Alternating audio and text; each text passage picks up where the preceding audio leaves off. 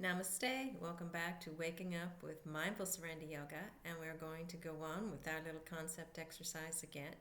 I try to do three whenever I can, and this is number three today. So I'm going to reach into the jar and pull out a concept and speak on it, or attempt to speak on it for 4 minutes impromptu.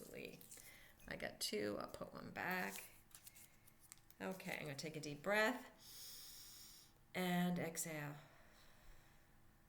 And that's for anchoring purposes. Once again, try it sometime whenever you're feeling like you don't know what you're going to say or how you're going to behave or what choices to make. A deep breath kind of anchors us down into a very wise part of ourselves that we all have within us. Anyway, the concept I chose today is self, self with a capital S, S-E-L-F. What is self? And again, I can't stress enough that these are all just concepts, all just pointers pointing to something that most often or not cannot be explained with mere words. And self with a capital S is one of those things that cannot really be explained with mere words. So any explanation I give you in this little 4-minute session is going to be limiting for sure. Okay, but as conceptual beings, sometimes we need concepts to help us understand before we get deeper into the felt experience of something.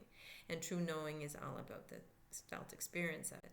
So the true knowing of self with a capital S is probably one of those things that is truly a felt experience and can only be understood through the felt experience of being the self. And though we are the self, all of us, whether we know it or not, we don't have that felt experience because our attention is away from the self and it's on the self with the little s.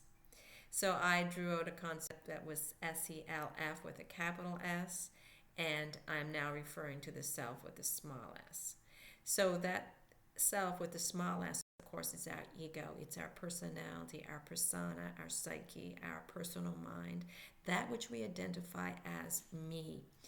And that in the body and mind and this personality we call me is who we have identified as us. And we fail to see who we truly are. It has created a veil over who we truly are, and we often do not see it. So this self with a little s that we are focusing on draws this thing, this self that we are, draws its attention to it, and we become so focused on it, we believe that to be who we are, and we can't even see what's around the self. We can't even see, our focus is so limited and narrow. When we widen that lens and open it up to full aperture, full panorama view, we are going to see that we are not that little self. We are the self with the big S. It's not so much seeing it as it is falling back into it and again being it. We only understand self, who we truly are, when we are in the experience, a felt experience of self. So I'm going to try to conceptualize what self might be. Some of you may refer to it as the soul, the spirit, the essence of who we are. It is the Satchitananda or the Ananda body and the five koshas.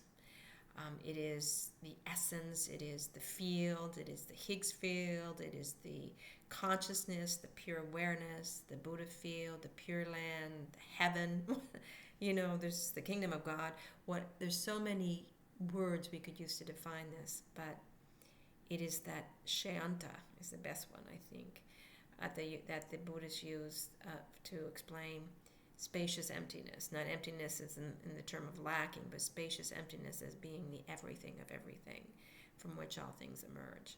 And that's what the self is. That's who we are. We are pure consciousness, looking down at this little s and believing that we are that, limiting all we truly are, the beauty and power and love and joy, the Sat Chit Ananda, eternal consciousness bliss that we are, into this little body and mind with a personality that we call self with a little s or me.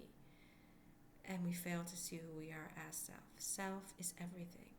Self is not just the wave on the ocean, it is the ocean. It is not just a beam of light coming from the sun, it is the sun. But in our human perspective, we become the ray, which is perfectly healthy and normal and spiritually so, or the wave or the beam of light. But we have to realize who we are and what we trace back to, the source of all things. And we are just a bit of that source experiencing itself through this thing we call self with a little s, through this little thing we call me. Self, in a sense, then, is everything. And it's the aim of all spirituality, self-realization. And when we talk about self-realization, as Maharishi spoke of it, we're talking about the big S, realizing who we really are. And realizing, again, it's not just conceptualizing and intellectualizing and understanding with the egoic mind or the personal mind or even the intellectual mind. It is the felt experience of being the self. And that's our aim, is to fall back and be that self with a capital S. And that's what we are. Anyway, hope that makes sense. Namaste. Thank you. Have a great weekend. Happy Easter.